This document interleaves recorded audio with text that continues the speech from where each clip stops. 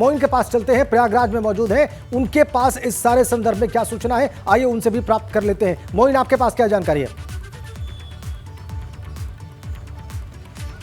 राजेंद्र जी बता दें कि उत्तर प्रदेश में ये कोई पहला मौका नहीं है जब निकाय चुनाव कानूनी पेचीदगियों में फंसा हो और उस पर रोक लगाई हो। अगर हम 2017 के शहरी निकाय चुनाव की बात करें तो वो चुनाव भी तकरीबन 6 महीने देरी से हुए थे और मामला आरक्षण का ही था। हाईकोर्ट ने रोक लगाई थी और तमाम अर्जियां हाईकोर्ट में दाखिल की गई थी। पिछले साल उत्तर प्रदेश में जो पंचायत चुनाव हुए उसमें भी जो है इसी तरीके का मामला था। हाईकोर्ट ने पहले रोक लगाई, उसके बाद हाईकोर्ट के आदेश पर अप्रैल और मई महीने में चुनाव संपन्न कराए गए थे। इस बार की अगर हम बात करें तो लखनऊ बेंच ने रोक लगाई हुई है, लेकिन पूरे उत्तर प्रदेश से बड़ी संख्या में आरक्षण को लेकर इलाहाबाद हाईकोर्ट की जो प्रधान पीठ है जो प्रयागराज में है वहां पर याचिकाएं दाखिल की गई हैं और कल से इन याचिकाओं पर सुनवाई हो सकती है। अब जब लखनऊ बेंच ने पहले ही रोक लगा दी है तो निश्चित तौर पर वो आदेश यहां भी लागू रहेगा। आपको रोकेंगे, आपने बड़ी जानकारी दी है कि बहुत सारी याचिकाएं मुख्य जो पीठ है प्रयागराज हाईकोर्ट की वहां पर भी दाखिल की गई हैं और आरक्षण को लेकर ही दाखिल की गई हैं। लेकिन इस मामले में जो याचिकाकर्ता हैं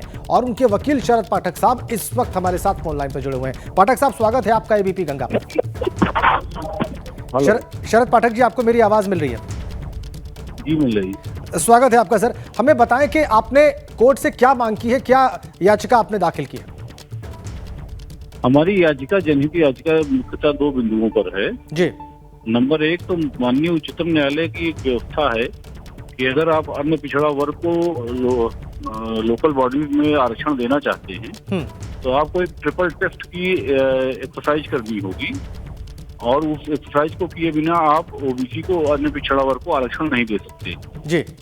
और यहाँ राज्य उत्तर प्रदेश में अन्य पिछड़ा वो एक्सरसाइज किए बिना निकाय चुनावों में ये आरक्षण ओबीसी को उन्होंने प्रस्तावित कर दिया जी।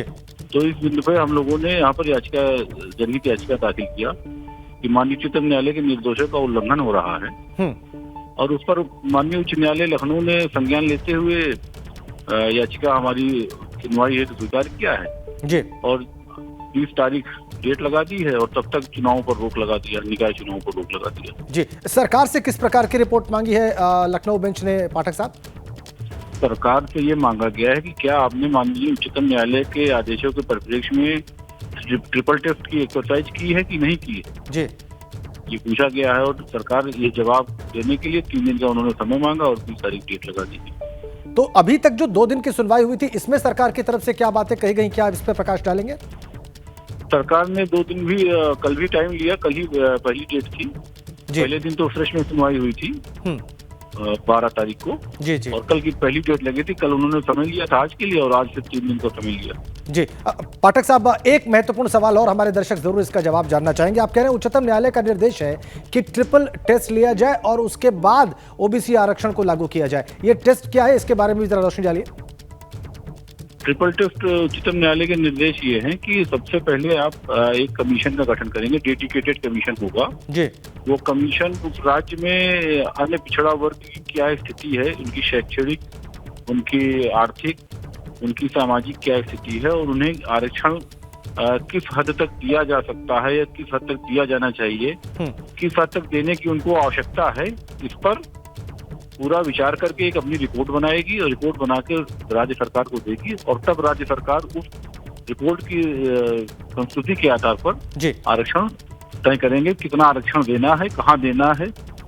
और वो एक्सरसाइज सुप्रीम कोर्ट ने अभी 2021 में विकास गौली का जजमेंट है स्टेट ऑफ महाराष्ट्र का, उसमें डायरेक्शन दिए हैं। जी जी जी, ठीक है। शरद पाठक साहब, आपने बहुत ही महत्वपूर्ण बिंदुओं पर रोशनी डाली, बहुत बहुत धन्यवाद एबीपी गंगा से बातचीत करने के लिए। तो याचिकाकर्ता के वकील शरद पाठक साहब अभी हमसे बात कर रहे थे, उन्होंने बताया कि आधार क्या है उनकी याचिका का और क्यों स्टे लगा हुआ है चुनाव की तारीखों की घोषणा पर।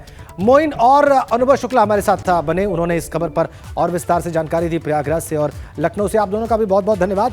और विषय निश्चित रूप से हमारे दर्शकों को स्पष्ट हुआ होगा कि 20 तारीख तक स्टे क्यों है। अब सरकार को रिपोर्ट दाखिल करनी है, सरकार को हाईकोर्ट की लखनऊ बेंच के सामने बताना है कि ट्रिपल टेस्ट हुआ है कि नहीं हुआ है और अगर हुआ है तो फिर किस तरीके से हुआ है। ये रिपोर्ट सरकार को अब दाखिल करनी है और इसीलिए 20 तारीख तक, 20 दिसंबर तक चुनाव की तारीखों पर रोक लगी रहेगी। ये इस वक्त की सबसे ताज़ा और सबसे महत्वपूर्ण अपडेट हम आपको दे रहे हैं। 20 दिसंबर तक निकाय चुनाव की तारीखों की घोषणा नहीं हो पाएगी। आगे जब सुनवाई होगी उसमें भी हाईकोर्ट के निर्देशों की प्रतीक्षा करनी होगी और ये देखना होगा कि सरकार उस प्रश्न का क्या उत्तर देती है। ट्रिपल टी के जो टेस्ट की बात हो रही है उसका क्या उत्तर देती है कोर्ट के सामने।